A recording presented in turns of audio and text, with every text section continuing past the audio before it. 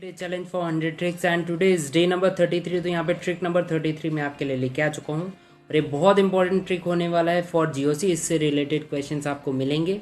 Topic is hyper conjugation. ठीक है, 10 second में कैसे क्वेश्चंस को सॉल्व करने हैं इस टॉपिक से वो मैं आपको बताने वाला हूँ। नीट एंड जेईई में एक क्वेश्चन जरूर मिलेगा, तो कैसे सॉल्व कर सकते हो पूरा वीडियो एंड तक देखिए। मैं मेरे चैनल पर 30+ केमिस्ट्री के ट्रिक्स अवेलेबल करा चुका हूँ जो 100% गारंटी आपको दे सकते हैं कि 35 से 45 मार्क्स दिला सकते हैं। और ये 33 ट्रिक है, मतलब आप मैं पहले ही 32 ट्रिक्स बना चुका हूँ। तो यहाँ पे आप क्लिक करके जान सकते हो बहुत सारे ट्रिक्स के बारे में। और 100 ट्रिक तक हमारे साथ बने रहिए, चैनल को सब्सक्राइब कर लीजिए। अब ऐसे क्वेश्चंस एग्जाम में मिलते हैं, 2-3 स्ट्रक्चर्स दे दिए जाते हैं, आपको पूछा जाता है कि सबसे ज़्यादा स्टेबिलिटी बताइए थ्रू हाइपर कॉन्जुगेशन। ठीक है, तो आप कैसे सॉल्व कर सकते हो 10 सेकंड में, वो चीज़ हम लोग जानने वाले हैं। यहाँ पे हम कुछ ओवरव्यू पहले ले लेते हैं, वो चीज़ें आपको पता रहनी चाहिए। अगर मैं बात करता हूँ हाइपर कॉन्जुगेशन किसका टॉपिक है, दैट इज़ इलेक्ट्रॉनिक इफेक्ट का टॉपिक। इलेक्ट्रॉनिक इफेक्ट के 4 टॉपिक्स होते हैं जो एग्जाम रिलेटेड नॉर्मल बेसिक पूछे जाते हैं। The first one is inductive effect, then resonance, hyperconjugation and electromagnetic effect. Inductive effect और रेजोनेंस इफेक्ट, इंडक्टिव और रेजोनेंस के रिलेटेड मैं पहले ही 2 ट्रिक्स बना चुका हूँ, चैनल पे आप देख सकते हो, आपको मिल जाएगी 10 सेकंड में कैसे सॉल्व कर सकते हो। और ये तीसरा हम हाइपर कॉन्जुगेशन के ऊपर देखने वाले हैं। अब हाइपर कॉन्जुगेशन कब होता है, पॉसिबिलिटीज क्या होती हैं, आपको क्वेश्चंस देख के कैसे पता चलेगा। कार्बोकेटायन, अल्कीन और फ्री रेडिकल्स, ये 3 चीज़ अगर होते हैं, तीनों में से कोई भी एक चीज़ होता है अगर, तो वो हाइपर कॉन्जुगेशन कर सकता है। ठीक है, ये क्राइटेरियाज हैं, तीनों आपको पता रहनी चाहिए। इसके साथ साथ एक चीज़ आपको ये चीज़ पता रहना चाहिए कि जो भी कार्बन होता है, जो भी कार्बन पे हाइपर कॉन्जुगेशन आप कराने वाले हो, उस कार्बन से रिलेटेड एक CH3 that is sp3 hybridisation का लगा ही होना चाहिए, कार्बन कनेक्टेड ही होना चाहिए, जिसके पास एक अल्फा हाइड्रोजन जरूर होना चाहिए। वो रीजंस क्या है, हाइपर कॉन्जुगेशन कब पॉसिबल है, जब ये 3 चीज़ होगा तब, और वो भी कार्बन के पास एक sp3 लगा होना चाहिए जिसपे एक हाइड्रोजन, अल्फा हाइड्रोजन होना ही होना चाहिए। ऐसे हम बात कर सकते हैं। द फर्स्ट इज कार्बोकेटायन, देखिए एक sp3 आपको दिखेगा, यहाँ पे sp3 कार्बन अटैच्ड है, तो ये हाइपर कॉन्जुगेशन करा सकता है। ऐसे ही मैं बात करता हूँ अल्किन की, तो एक sp3 कनेक्टेड है, ऐसे ही ये हमारा फ्री रेडिकल। अब ट्रिक यहाँ पे आती है, ट्रिक क्या है, more the number of alpha hydrogen, more the hyper conjugation, more the stability. ठीक है, तो जितना ज़्यादा अल्फा हाइड्रोजन होगा उतना ज़्यादा हाइपर कॉन्जुगेशन होगा और उतना ज़्यादा स्टेबिलिटी होगी। अल्फा हाइड्रोजन मतलब कार्बन से जो पहला कार्बन है उसको हम अल्फा कार्बन बोलते हैं, और उस पर जो हाइड्रोजन लगा है उसको अल्फा हाइड्रोजन बोला जाता है।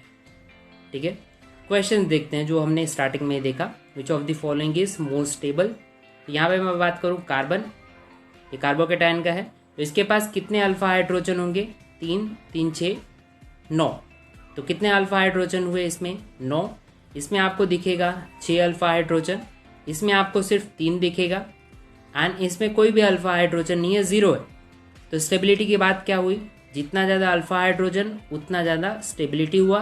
तो यहाँ पे हम लोग बोल सकते हैं कि पहला structure as compare to second, third and fourth is more stable. और एक चीज़ ये भी पता चलती है कि ये टर्सरी स्ट्रक्चर है, तो tertiary more stable than secondary and then primary. Questions और देखते हैं, जल्दी जल्दी सॉल्यूशंस आप कर सकते हो। देखिए, इन सब में से स्टेबिलिटी की बात करें तो कौन सबसे ज़्यादा स्टेबल होगा, तो आपको देखना है इस कार्बन को, ये कितने के साथ जुड़ा हुआ है, फर्स्ट एंड सेकंड, 2 कार्बन से, तो ये क्या हुआ, सेकेंडरी है। ऐसे ही ये किससे जुड़ा हुआ है, एक से ही जुड़ा हुआ है, तो ये प्राइमरी है। एंड ये कार्बन की मैं बात करता हूँ तो ये 2 कार्बन से जुड़ा हुआ है, तो ये टर्शरी है। 3 कार्बन से जुड़ा हुआ है, एक ऊपर भी है, तो ये टर्शरी है। अगर मैं स्टेबिलिटी की बात करता हूँ तो अभी हम पीछे देख के आए, tertiary is more stable than secondary and then primary. यहाँ पे थर्ड जो स्ट्रक्चर है वो मोर स्टेबल है than first and then second. शायद आपको समझ में आ रहा होगा। अब एक एक्सेप्शन आता है, एक्सेप्शन मतलब ये क्वेश्चंस, इससे मैं बहुत बार क्वेश्चंस देखा हुआ हूँ, पूछा गया है नीट एंड जेईई में, तो ध्यान से देखिएगा एक्सेप्शन क्या है। ड्यूटेरियम शायद आपको पता होगा, आइसोटोप है ऑफ हाइड्रोजन, तो हाइड्रोजन और ड्यूटेरियम से रिलेटेड क्वेश्चंस पूछे जाते हैं। अगर मैं इन प्लस आई इफेक्ट की बात करूं, इंडक्टिव इफेक्ट की, तो यहाँ पे deuterium is more inductive effect, plus I effect show करेगा। ठीक है। अगर ऐसे स्ट्रक्चर्स दे दिए जाए प्लस आई इफेक्ट के हिसाब से पूछा जाए तो CD3 जो है वो मोर स्टेबल होगा एज कम्पेयर टू CH3। पर जब मैं बात करता हूँ हाइपर कॉन्जुगेशन जो हम टॉपिक पढ़ रहे हैं उसमें हाइड्रोजन होना चाहिए, ये चीज़ आपको पता रहना चाहिए। तो दैट इज मोर स्टेबल। अगर मैं ड्यूटेरियम की बात करता हूँ तो ड्यूटेरियम जो कार्बन से बॉन्ड बनाता है वो बहुत स्ट्रांग होता है, और स्ट्रांग होता है तो आपको ज़्यादा एनर्जी देनी पड़ेगी, और ज़्यादा एनर्जी देते हो तो जल्दी बॉन्ड टूटेगा नहीं। आप ऐसा सोचो, जल्दी बॉन्ड टूटेगा नहीं, रिलीज नहीं होगा, और रिलीज नहीं होगा तो हाइपर कॉन्जुगेशन की पॉसिबिलिटीज नहीं है, free radical and all form नहीं हो सकते। ठीक है, ये क्वेश्चन हम लोग देखते हैं, ध्यान से देखिए। यहाँ पे 2 ऑप्शंस में ले रहा हूँ, 2 कार्बोकेटायन आपको मिलेंगे। पहला है जिसपे 3 हाइड्रोजन जुड़े हुए हैं, और दूसरा है जिसमें 3 ड्यूटेरियम जुड़े हुए हैं। तो इसमें बताना है कौन सबसे ज़्यादा स्टेबल है। तो ये सबसे ज़्यादा स्टेबल है, क्यों?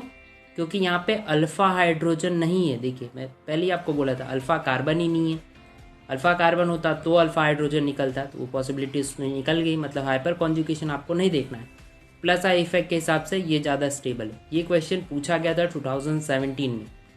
ठीक है, नेक्स्ट अगर हम लोग बात करते हैं, ये क्वेश्चन देखिए। अब ये क्वेश्चन में आपको समझ में आता है, हाँ, इससे अल्फा हाइड्रोजन आपको दिखेगा, अल्फा कार्बन भी दिखेगा। अब इसमें स्टेबिलिटी की बात किया जाए तो ड्यूटेरियम को हम नहीं काउंट करेंगे, यहाँ पे काउंट होगा हाइड्रोजन वाला। ठीक है, दैट इज हाइपर कॉन्जुगेशन हो पा रहा है। यहाँ पे अगर ऐसे क्वेश्चंस आपको दे दिए जाएं जिसके अंदर हाइड्रोजन, यहाँ पे CH3 भी है और ड्यूटेरियम भी है, CD3 भी, तो वहाँ पे स्टेबिलिटी जब पूछा जाए तो भी आपको सिर्फ क्या ढूंढना है, ज़्यादा जिसमें हाइड्रोजन हो वो सबसे ज़्यादा स्टेबल है। यहाँ अल्फा हाइड्रोजन की मैं बात करता हूँ तो 3, 6 और 9, टोटली 9 अल्फा हाइड्रोजन है। इसमें 6 है, इसमें 3 है, एंड इसमें 0 है। अल्फा हाइड्रोजन है नहीं, ड्यूटेरियम ही है सब। तो सबसे ज़्यादा स्टेबिलिटी किसकी हुई? फर्स्ट की, देन सेकंड की, देन थर्ड की, एंड देन फोर्थ वन की। That was the trick. आशा करता हूँ आपको समझ में आएगा। रोड टू 500 है। चैनल को सब्सक्राइब कर दीजिए और लाइक कर दीजिए, जितना हो सके उतना शेयर कीजिए अपने दोस्तों के साथ। Stay safe, stay curious. I'll see you guys tomorrow and share this trick with everyone. Thank you so much.